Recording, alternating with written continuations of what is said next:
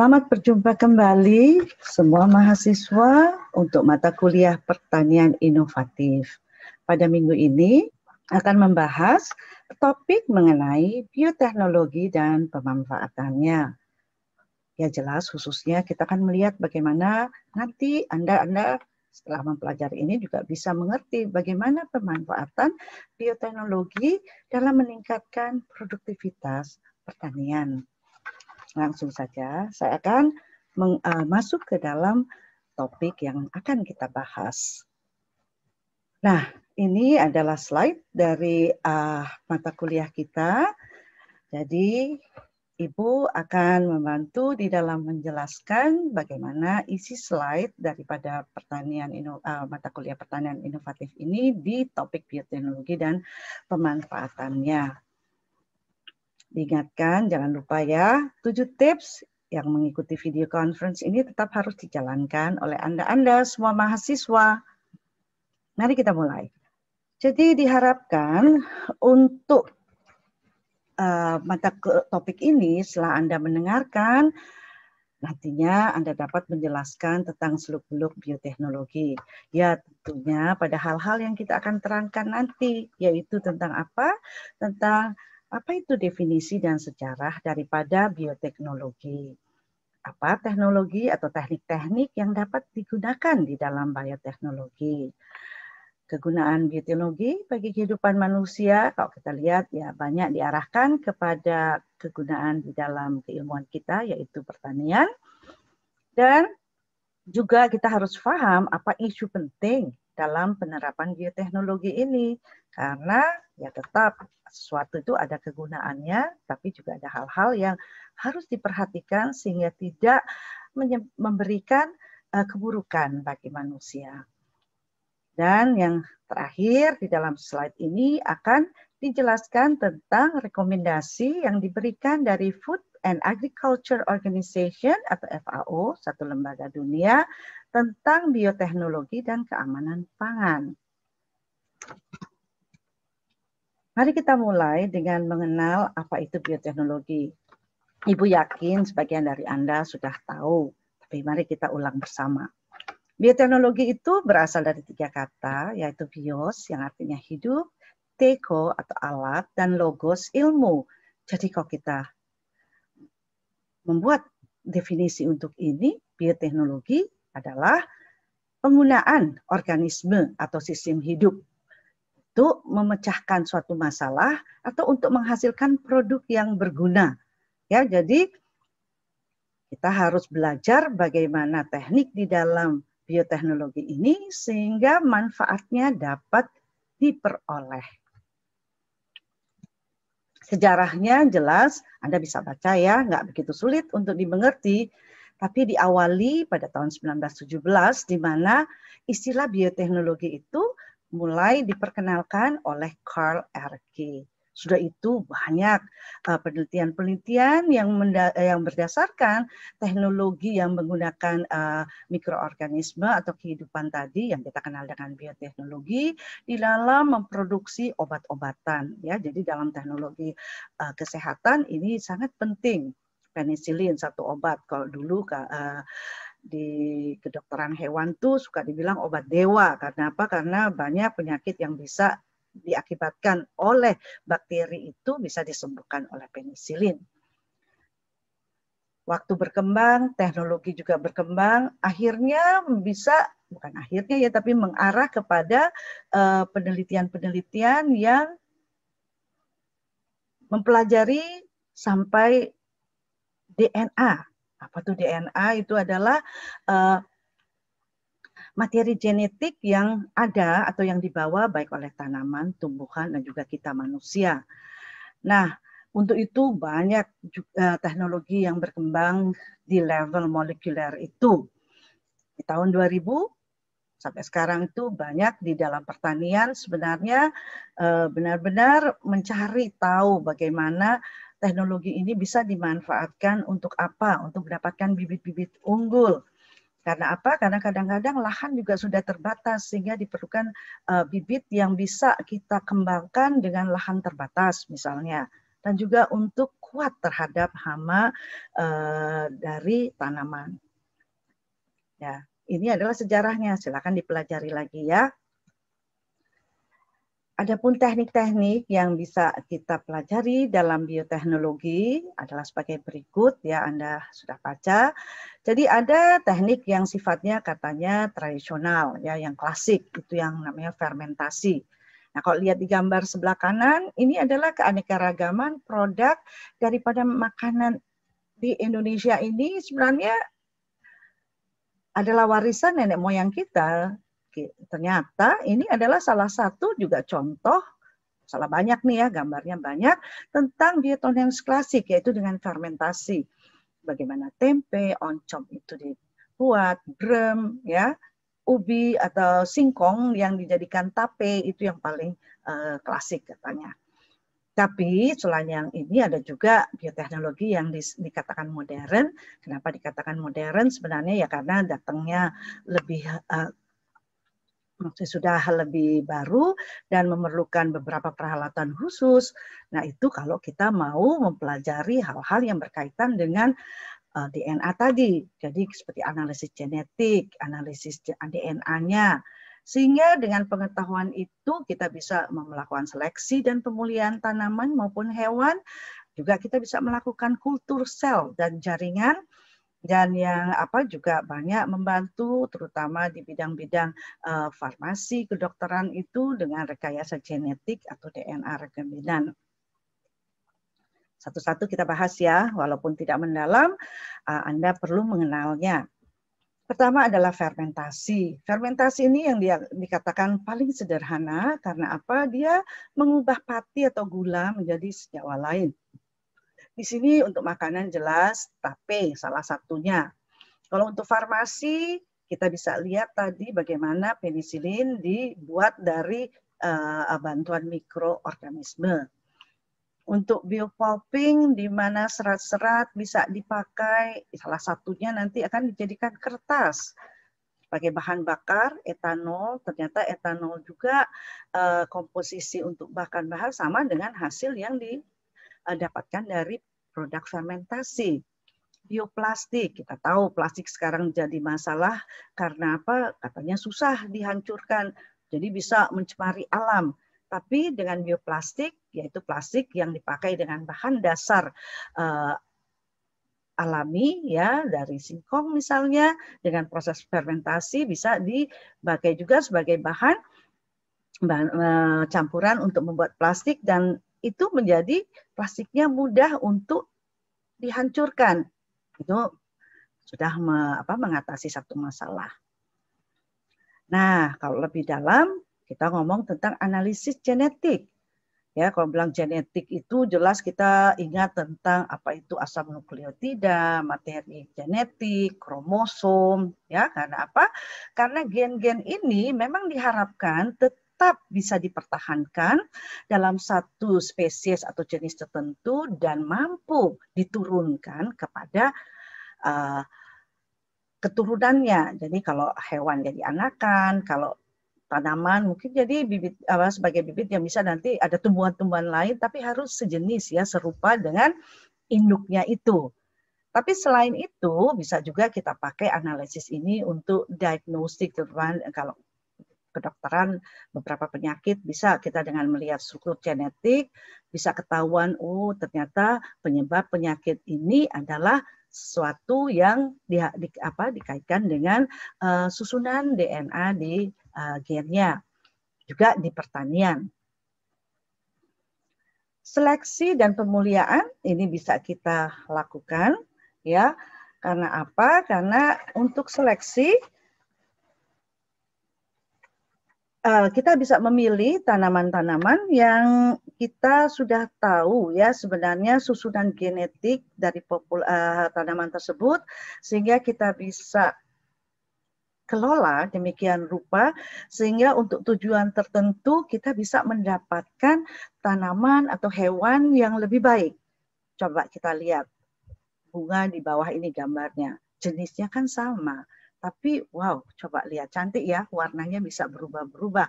Mungkin ada yang warna dasar, tapi dengan bantuan rekayasanya, jadi dengan adanya gen-gen yang dimasukkan dan diketahui mana marka. Jadi kita bilangnya marka tuh gennya yang bisa menentukan karakteristik tertentu yang dikeluarkan, jadi tampilan daripada gen itu terhadap bunga ini mungkin. Nah, ini bisa dilakukan sehingga akhirnya kita bisa menseleksi untuk pemuliaan namanya, ya. Berikutnya adalah teknik yang kita sebut analisis DNA. Jadi sekarang udah langsung nih di urutan daripada DNA-nya, bahasa-bahasanya ya. Jadi ada bahasa ya asam nukleotida tersebut. Nah, belakangan ini pasti Anda banyak dengar, apalagi dengan COVID ya, dengan adanya katanya harus rapid test, ada juga dengan swab. Akhirnya ada teknologi yang Anda kenal dengan PCR. Apa itu sih PCR? Polymerase chain reaction. Ya, jadi ini adalah alat yang memang dibangun untuk apa? Memperbanyak DNA. Jadi dapatnya sedikit dengan alat jadi lebih banyak. Oleh karena itu akan lebih mudah untuk melakukan diagnosis atau juga dibilang konseling genetik. Jadi karena lebih banyak materi yang bisa dilihat, kita bisa menentukan banyak hal dengan kondisi yang kita dapatkan. Nah, kalau udah terdiagnose, ya mau nggak mau, kalau kita melakukan terapi gen, kemungkinan juga bisa dilakukan. Selain PCR, ada juga yang restriction fragment length polymerase mapping. Jadi di sini malah kita udah mulai tahu gen pada DNA mana sebenarnya nih yang benar-benar perlu diperhatikan sebagai marka tadi. Ya. Teknik berikutnya adalah kultur sel dan jaringan, ya kan kita tahu kan kumpulan sel namanya jaringan, tapi bagaimana kita mengkulturnya, artinya kita coba menghidupkan sel-sel atau jaringan ini tanpa yang biasanya terjadi di alam. Nah, ini biasanya dilakukan di lab menggunakan tabung-tabung steril dengan media-media tertentu sehingga kita bisa memperbanyak tanaman ya, dan tanaman transgenik itu tumbuh. Nah, nanti kalau sudah jadi baru kita secara konvensional yaitu bisa dipakai ini sebagai bibit, nanti ditumbuhkan lagi deh secara alami di tempat di mana mereka bisa tumbuh. Nah, dengan demikian dia juga bisa berguna untuk produksi bahan kimia karena kita sudah bisa mengatur tumbuhan-tumbuhan tertentu yang memang akan digunakan untuk bahan kimia tertentu juga. Dan juga bisa dipakai untuk penelitian kedokteran karena kan banyak sekarang juga penelitian yang berkaitan dengan bagaimana penggunaan tanaman herbal ya untuk keperluan kesehatan. Nah, yang canggih lagi ini namanya rekayasa genetika. Ya, jadi kalau rekayasa, jadi namanya juga rekayasa. Jadi genetik ini, jadi kita tahu tadi gen kan adalah kumpulan daripada asam-asam nukleat tadi yang menentukan karakter atau sifat daripada tumbuhan, hewan maupun manusia. Dan ini kita coba kalau sudah dikenal gitu ya, tadi sekuen DNA-nya sudah ketahuan, sekarang kita mau membuat sesuatu yang lebih baik. Nah, untuk itu lantas kita mulai direkayasa, kita carikan gen-gen mana yang bagus dari satu individu tertentu, lantas kita coba ambil, lantas digabungkan lagi dengan individu lain dengan gen yang mungkin perlu ditingkatkan kualitasnya. Ya memang bicaranya sepertinya mudah ya, tapi ini ada teknik-teknik tertentu yang harus nantinya dipelajari. Tidak apa-apa, yang penting Anda pernah mendengar bahwa rekayasa genetik ini mungkin dilakukan pada saat ini bagi orang yang mempelajarinya tentunya ya. Jadi jelas untuk produksi bahan pangan, industri farmasi, konseling terapi gen kayak yang tadi juga sudah bisa sebutkan, ini akan bisa dipakai. Nah, jelas perbedaan antara rekayasa genetik dan pemulihan selektif ini kita bisa lihat dari, kalau kita lihat ada 4 parameter ya yang dilihat tingkatan daripada bagaimana pemrosesan ini berlangsung, ketepatannya, kepastiannya, dan batasan taksonomi. Jadi kalau kita lihat secara satu persatu, kalau untuk selektif jelas kita harus punya organisme yang utuh ya. Jadi tanaman, misalnya tanaman teks ya harus tanamannya. Jadi dari tanaman itu kan ada sekumpulan gen. Nah, di situ kita lihat jelas kadang-kadang karena banyak gennya, perubahan genetik itu sulit atau tidak mudah untuk dikarakterisasi. Dan hanya bisa dipakai pada satu spesies atau satu genus tertentu.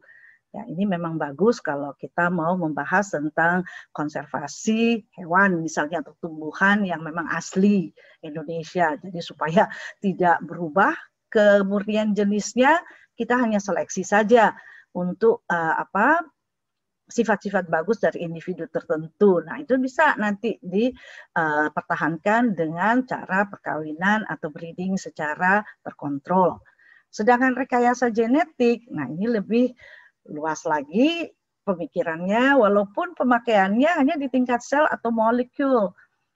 Nah, dengan satu sel gen tunggal itu kita sudah tahu apa karakteristiknya. Jadi kita bisa saja memindahkan satu karakteristik gen ini misalnya dari spesies A ke spesies B gitu.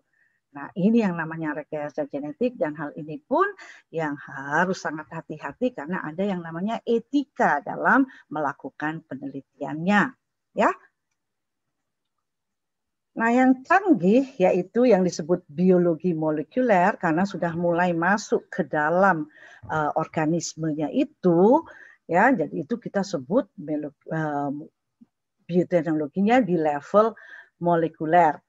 Ya, jadi tadi kita sudah banyak menjelaskan beberapa hal kayak analisis molekul, analisis DNA, rekombinan daripada DNA itu.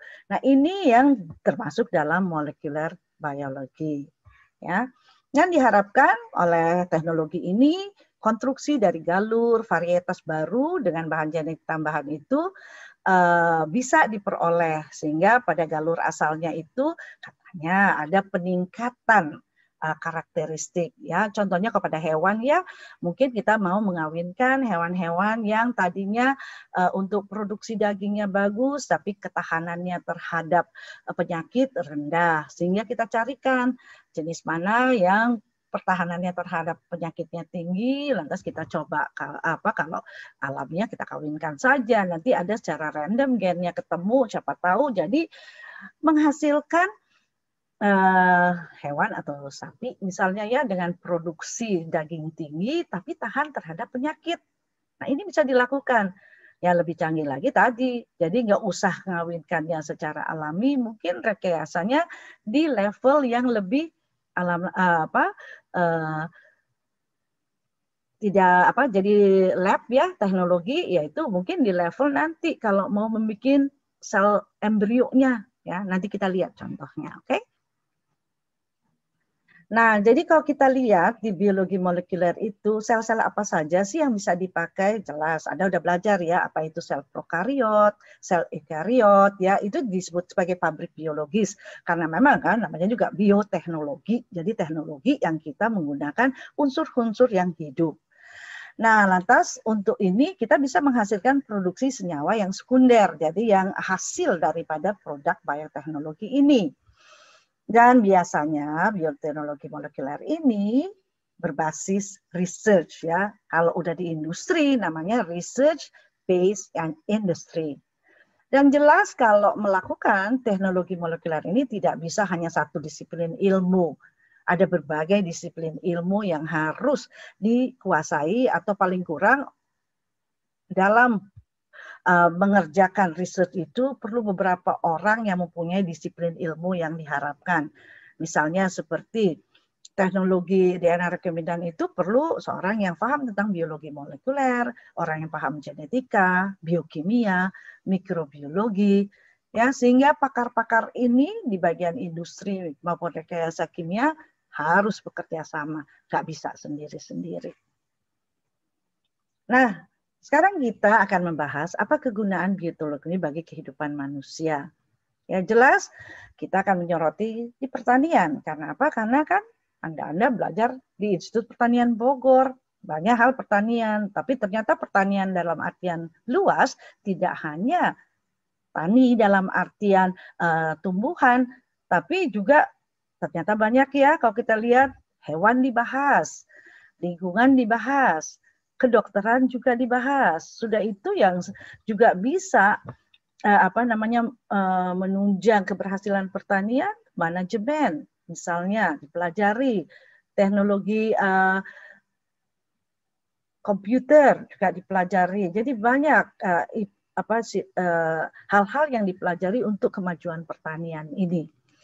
Nah, jelas ini contoh-contohnya bisa dibaca. Jadi untuk pertanian ada banyak disebut genetic modified ya atau GM. Nanti kita lihat apa kalau kaitannya sama kelautan dan aquaculture, dengan lingkungan, dengan produksi ya, manufacturing bioproses, kedokteran, ya walaupun tidak dalam, tapi paling kurang Anda sudah mulai tahu ya bagaimana bioteknologi ini bermanfaat di dalam untuk manusia di dalam bagian-bagian ini. Awalnya kita bahas tentang genetic modified organism ya atau GMO ya. Jadi ini terkenal nih, maksudnya banyak ini yang bicara tentang GM ya, bukan general manager tapi genetic modified. Kalau ini yang melakukan ya organism, tapi biasanya hasilnya produk itu adalah buat makanan juga bisa. Nah, jadi biasanya GMO ini disebut transgenik ya, adalah organisme yang DNA-nya dimodifikasi dengan rekayasa genetik. Nah, kita udah dengar tadi ya teknik-tekniknya. Nah, GM food ini ya dikenal sejak tahun 1900-an.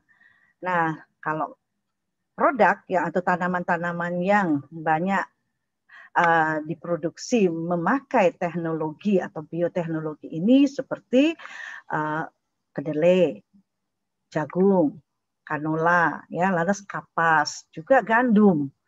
Jadi prosesnya Anda bisa lihat, jadi diambil DNA dari suatu organisme, modifikasi di lab, dimasukkan ke target genom tertentu, sehingga traits atau karakteristik atau fenotipe yang baru itu bisa dimanfaatkan.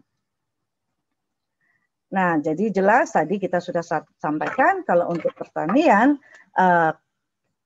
pemanfaatannya jelas untuk apa? Jadi kualitas minyak pada biji-bijian, kita kan suka memakai minyak kedelai, minyak canola, dan juga kadar proteinnya bisa ditingkatkan. Tanaman ini bisa kuat terhadap hama, ya, jadi maksudnya kuat dalam arti pertahanannya terhadap hama, itu namanya resisten. Dan jadi penyakit juga nggak terlalu mudah untuk menyerang si tanaman, dan juga terhadap herbisidanya. Jadi tanaman-tanaman ini juga kita bisa rekayasa supaya dia tahan kalau dia mau ditumbuhkan pada wilayah yang mungkin kering, tanahnya masam, suhu ekstrim, ya. Jadi dengan teknologi sebenarnya tidak ada alasan juga bahwa nggak bisa bertani di lahan tertentu gitu ya. Ya walaupun ini memerlukan usaha dan biaya yang perlu dipertimbangkan. Sudah itu bisa juga tadi nilai nutrisi dari tanaman bisa menjadi lebih tinggi. Kita mau meningkatkan vitamin C, E, dan beta-karotennya itu dimungkinkan. Dan dengan demikian juga daya simpan buah itu bisa lebih lama. Karena kan Anda tahu kalau produk pertanian itu kalau penyimpanannya tidak benar dan waktunya juga terbatas, sudah itu mereka akan menjadi busuk dan tidak bisa dimanfaatkan. Jadi dengan adanya bioteknologi ini diharapkan waktunya bisa kita perpanjang untuk menunggu pembeli ya kalau buat petani. Jadi ini kembali keterangan tentang kedelai bisa 60% ya yang dihasilkan dari hasil GM tadi. Yang lainnya ada jagung, ada canola, tomat, kapas, Anda bisa baca di situ. Nah, memang ini juga dilakukan oleh beberapa pabrik-pabrik atau perusahaan besar ya, ini seperti Monsanto, Bayer, Aventis ya, mereka itu yang berusaha untuk menggunakan bioteknologi untuk keperluan tadi pertanian, pengobatan. Tapi perlu diingat bahwa manfaat produk GM Food memang ini yang kita tonjolkan, tapi pro dan kontranya masih berlangsung. Artinya apa? Ya tetap masih perlu penelitian yang bisa dihasilkan untuk mengetahui bahwa benar-benar produk-produk dengan bioteknologi ini nantinya tidak berimpak negatif terhadap manusia yang mengkonsumsinya. Ya, ini masih dalam penelitian. Nah, kalau pada hewan bagaimana? Nah, ternyata kalau rekayasa genetik pada hewan itu yang memang diunggulkan itu adalah teknik cloning. Ya, terus terang saja kalau saya banyak belajar dengan hewan juga untuk reproduksinya. Perkawinan alam pada ternak itu masih dilakukan, tapi memang beberapa sudah memakai teknologi inseminasi buatan, terutama pada sapi. Tapi ini teknik lain yang akan ditawarkan yaitu cloning. Ya, jadi apa itu cloning? Bisa yang aseksual dan seksual katanya. Kalau aseksual itu apa? Sel telur dikeluarkan, dimasukkan sel somatis dari jaringan apa saja. Wow, ini hebat sekali ya, karena biasanya kalau seksual itu untuk jadi embrio harus perlu sel-sel yang namanya sel kelamin. Ada sel telur, ada spermatozoa. Ya, nah, itu yang namanya seksual. Baru nanti membelah, nanti hasilnya itu ada kalau kita bilang sel-sel yang totipotem. Artinya apa? Dia mempunyai kemampuan untuk berkembang menjadi individu baru. Tapi kalau yang aseksual ini yang memang apa ya bilangnya, wow lah ya, karena apa? Bayangkan sel telurnya jelas tetap, tapi nggak pakai sperma, tapi pakai sel-sel jaringan lain. Dan hal itu sudah mulai dibuktikan dengan salah satu penelitian dari domba, itu ada fotonya ya, namanya domba Dolly. Ya, walaupun hasilnya domba Dolly itu ternyata nggak bisa hidup sepanjang kalau domba yang lahir secara alami ya, artinya prosesnya tetap seksual. Tapi paling kurang sudah terbukti bahwa teknologi ini bisa dilakukan. Sekarang kalau di bidang kelautan dan aquaculture, bioteknologi ini bisa untuk memproduksi dan mengembangkan hal-hal yang berkaitan dengan farmasi, yaitu obat-obatan, enzim, biomolekuler, dan biopestisida. Jelas ini adalah memanfaatkan apa biota yang ada di dalam air itu ya, akuatik itu untuk bahan-bahan tadi. Tapi selain itu, kita juga bisa melakukan bioteknologi untuk biotanya sendiri ya, seperti perkembangan, peningkatan pertumbuhan, perkembangan, reproduksi dan nutrisi. Ya kita bilangnya ikan ya, tapi kalau ngomong di laut nggak ikan saja, banyak tuh kehidupan di laut itu yang juga perlu kita bantu dengan penggunaan bioteknologi. Di lingkungan, nah ini isu yang paling banyak kita harus pikirkan sekarang. Bayangkan dengan kondisi sekarang, adanya perubahan iklim, Anda udah belajar sebelumnya mungkin ya, banyak hal-hal yang menyebabkan banjir di mana-mana. Banjirnya karena apa ya? Yang paling kesalnya itu karena saluran-saluran air itu harus terhambat dengan sampah, ya. Nah, ini yang harus kita lakukan dengan bioteknologi, bagaimana ekosistem itu bisa kita perbaiki, kita restorasi. Ya jelas kita sendiri yang harus memulai. Kalau sampah paling gampang dengan apa? Ya jangan membuang sampah sembarangan, ya. Nah, setelah itu juga lingkungan itu juga menyebabkan penyakit ya. Ini sekarang zaman COVID-19 itu kan lingkungan juga. Kita akhirnya perlu tinggal di rumah untuk apa? Untuk mencegah terjadinya penularan terhadap diri kita. Ya, jadi dengan bioteknologi kita bisa tahu bagaimana penyakit itu dan cara penularannya. Jadi jelas Koda ini kan ya diagnosanya gimana? Pakai rapid test, swab, ya. Dengan demikian dengan teknologi kita tahu oh benar nih dia kena COVID. Nah, ini bioteknologi yang dikaitkan dengan bagaimana lingkungan itu juga punya manfaatnya. Kontrol hama penyakit dan gulma, deteksi monitor remediasi polutan ya. Ini polutan-polutan nih, polusi ya, polutannya itu yang membuat polusi. Lantas screening toksisitas. Jadi ada materi-materi yang bisa menyebabkan toksisitas yaitu keracunan. Ya, jadi kita juga bisa pakai bioteknologi untuk mengecek itu. Lantas limbah bisa dijadikan ke energi. Ya, itu bioteknologi. Di dalam manufacturer ya juga jadi produksi dan bioproses ini banyak bisa memanfaatkan bioteknologi. Tadi kan sudah dikasih tahu bagaimana fermentasi jadi bioenergi, etanol, metan, biodiesel ya. Lalu ada untuk biokatalis menjadi enzim, asam organik dan pelarut, memproduksi polimer, farmasi tadi untuk flavor. Jadi itu yang bikin perasa itu di dalam makanan dan essence dan juga rekayasa metabolik. Nah, di sini di bioproses ya, jadi kita kenal satu istilah yang namanya konsep biorefinery ya. Jadi konsep ini merupakan suatu proses di mana biomasa ya, jadi biomasa itu seperti hasil-hasil pertanian ya, bisa itu.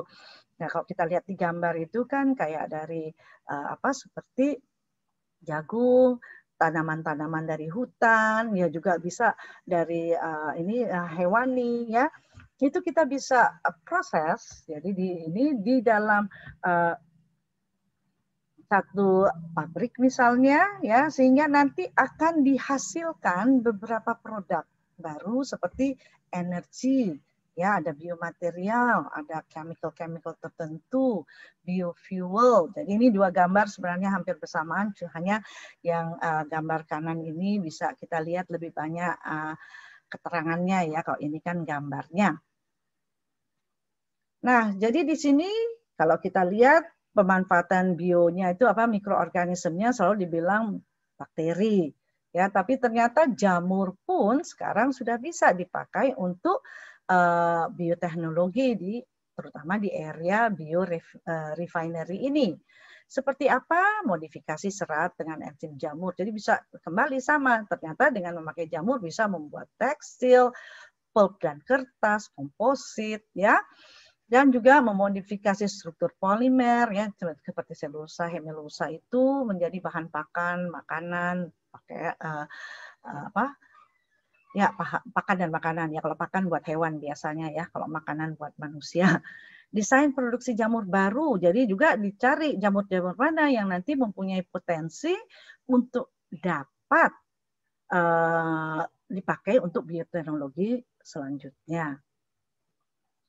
Nah, kalau di bagian kesehatan dan kedokteran, ini jelas kaitannya dengan obat-obatan ya. Nah, contohnya insulin dengan rekayasa genetik, disebut humulin namanya, Herceptin untuk kanker payudara, walaupun sampai sekarang masih ya dibilang katanya nggak ada obat buat kanker, tapi tetap upaya itu dilakukan. Nah, dengan tahu itu juga terapi gen bisa. Ternyata ada beberapa penyakit seperti cystic fibrosis ya. Jadi ini penyakit yang ada di ibu-ibu biasanya ya. Jadi ada fibroid di dalam organ reproduksinya. Terus ada human embryonic stem cells, itu yang bisa kita pakai sebagai sel punca katanya, yaitu sel yang mampu membantu nanti kalau ada sel yang rusak akibat penyakit, dengan taruh sel itu dia bisa meregenerasi sel-sel yang sakit itu. Atau dengan transplantasi organ, ya itu bioteknologi. Kembali saya bilang, dengarnya, bicaranya kayaknya mudah ya, tapi wow, teknologinya ini perlu pembelajaran yang cukup intensif dan ada waktunya. Nah, jadi kita sudah dengarkan ya tadi teknologi dan pemanfaatannya untuk bioteknologi. Dengan ini pun kita tetap harus memperhatikan isu penting dalam penerapan bioteknologi. Saya pun Ibu sudah juga menyinggung tentang etika ya. Jadi bagaimana etika di dalam penelitian-penelitian berkaitan dengan bioteknologi. Jadi kalau kita lihat di sini disebut bioetik. Jadi penggunaan untuk terapi gen dan jaringan pada manusia itu tidak serta-merta bahwa oke, kami sudah bisa menemukan sesuatu gen yang baik, tapi di dalam penerapannya terhadap manusia itu juga ada aturannya, ada etikanya. Gak bisa begitu saja. Untuk kita saja peneliti sekarang kalau mau melakukan penelitian menggunakan hewan terutama atau mungkin tanaman juga, itu harus lolos dari satu komisi yang namanya Komisi Etik Penelitian. Ya, apalagi kalau ini untuk mass product ya, jadi produk yang untuk digunakan pada masyarakat, itu pasti levelnya lebih tinggi lagi di dalam bagaimana bioetik ini harus diterapkan. Lantas kita harus tahu tanggung jawab sosial dari sains dalam bisnis. Yang tadinya dipikir mau menguntungkan bisa jadi tidak menguntungkan, nah itu udah harus diketahui atau dipersiapkan terlebih dahulu sebelum menggunakannya. Nah, juga paten dari organisme hasil rekayasa genetik. Ya, kalau tadi kan di bagian sejarah paten ini juga penting. Kenapa? Ya, orang yang menemukan ingin dong kalau penemuannya itu harusnya dihargai. Siapapun yang memakai penemuannya dia ya harus dapat izin. Dan kalau ada keuntungan yang diperoleh dari hasil yang dipatenkan itu oleh orang lain, penemu awal harus mendapat kegunaannya juga atau benefitnya. Nah, itu etika-etika yang memang harus diperhatikan di dalam pelaksanaan bioteknologi. Dan yang paling penting juga kita harus memikirkan tentang keamanan. Ya, keamanan daripada penggunaan atau prosedur akibat dari bioteknologi ini dan kekhawatiran. Kalau kekhawatiran ini ya kita juga harus mempertimbangkan kalau ada sekelompok masyarakat yang masih menanyakan apakah ini benar bisa membantu atau ya khawatir saja ya, tapi nanti kita lihat di bagian akhir juga ada isu yang perlu dipertimbangkan yang dikeluarkan oleh FAO. Nah, di Indonesia untuk hal ini jelas diberikan satu peraturan yang levelnya di Menteri, ya keputusan Menteri Pertanian nomor sekian tadi, bahwa pertanian hasil rekayasa genetik itu baik dari hewan, apalagi hewan transgenik, ikan dan bahan ikan transgenik, tanaman dari transgeniknya dan jasad renik sekalinya, jadi ya mikroorganismenya sendiri itu diatur. Ya, jadi artinya untuk keamanan hayati itu produk bioteknologi pertanian hasil rekayasa di Indonesia sudah ada aturannya. Jadi bagi yang tertarik akan hal ini silakan dibaca lebih lanjut ya. Nah, ini kekhawatiran terhadap tanaman transgenik yang sudah diketahui ya. Jadi kemungkinan menimbulkan keracunan, kemungkinan menimbulkan alergi, kemungkinan menyebabkan bakteri dalam tubuh manusia itu jadi tahan antibiotik ya. Jadi antimicrobial resistant sekarang dibilangnya. Kekebalan tanaman terhadap penggunaan herbisida sehingga ada kecenderungan memakai herbisida dengan konsentrasi yang makin tinggi, ya itu yang dibilang super weeds itu ya. Nah ini juga tidak baik. Jadi ya kalau Ibu belajar sih memang yang paling bagus kita menjaga keseimbangan di alam ya. Jadi pun kalaupun mau memakai hal-hal yang memperbaiki sifatnya tetap mempertimbangkan bagaimana keseimbangan alam itu tidak terpengaruh ya. Nah, ini salah satu contohnya itu tentang monash ini, apa namanya, butterfly ya.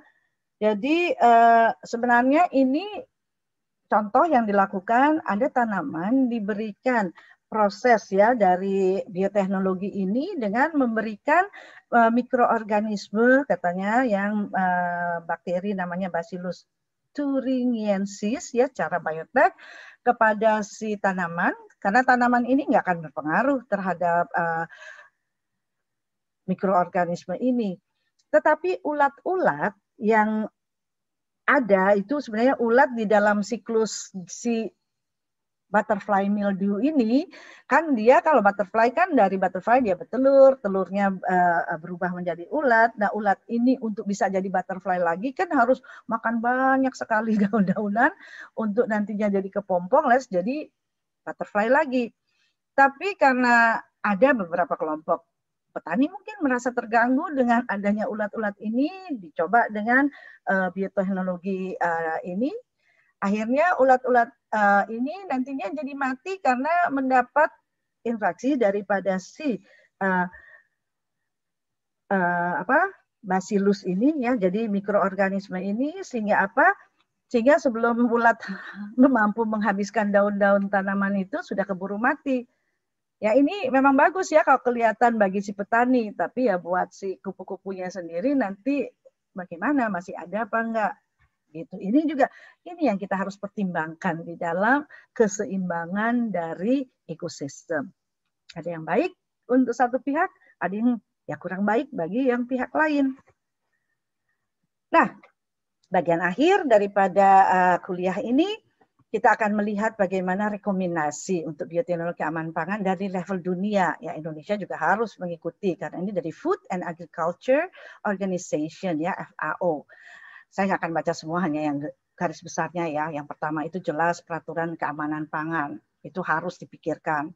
Lantas juga harus melihat apakah ada kesamaan produk rekayasa genetika dengan yang dengan yang awalnya ya. Mungkin trade-nya meningkat, tapi kalaupun harus dikonsumsi, dia tidak akan mempengaruhi kondisi tubuh daripada konsumernya.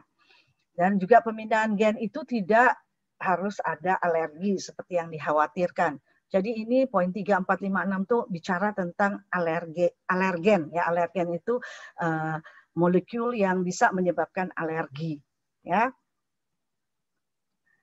Jadi sudah itu jelas 7-11 itu adalah bagaimana rekomendasi FAO itu, karena ini sifatnya dunia ya, global, jadi ya ada negara-negara yang sudah lebih maju, ada yang masih sedang dalam taraf pembelajaran, ada juga yang baru akan belajar.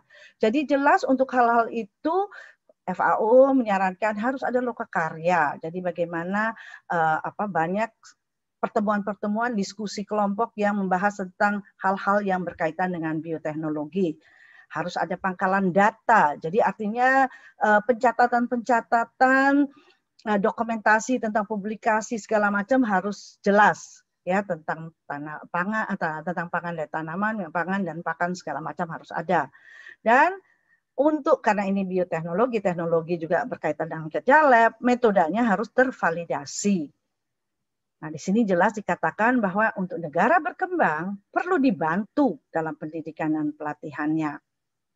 Dan perlu ditingkatkan riset untuk pengembangan metode ini ya, sehingga walaupun bioteknologi bisa berjalan, tapi keamanan pakan baik untuk produk rekayasa genetik ini tetap diperhatikan. Jadi mahasiswa semua, ini adalah hal-hal yang berkaitan bioteknologi dan pemanfaatannya. Ya, diharapkan Anda sudah mengetahui hal-hal terutama yang terkait dengan pertanian. Ini adalah akhir daripada kuliah hari ini. Silakan dipelajari lagi. Kalau ada hal-hal yang masih perlu dipertanyakan, silakan didiskusikan bersama dosen-dosen Anda.